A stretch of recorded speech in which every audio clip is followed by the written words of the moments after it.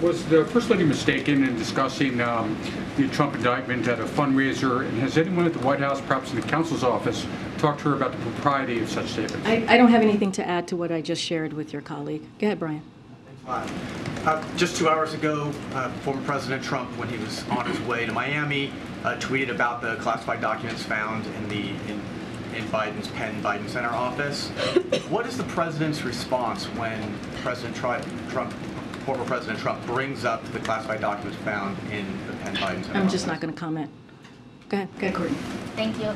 The Department of Homeland Security earlier this month said that when they released their threat list that LGBTQ plus events were under heightened threat given the rhetoric that we're seeing across the country. I haven't heard you in the last couple weeks talk about the president being briefed on that, given that there's so many different pride celebrations happening across the country right now.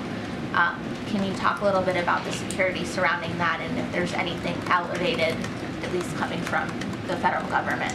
So I can't speak to anything that's been elevated. Clearly, if there is any need for additional security, we are certainly always available to have that conversation with state and local officials. As you mentioned, as Pride events are occurring throughout this month across the country, can't speak to if there have been any elevated instances that's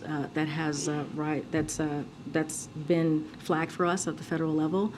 But certainly, this is something that we believe that it's important for LGBTQ plus community to feel safe as they are celebrating during Pride Month, which is one of the reasons why we had an event, a historic event right here on the South Lawn on Saturday. Just don't have anything additional to add to any elevated security or elevated additional assistance that we may be providing.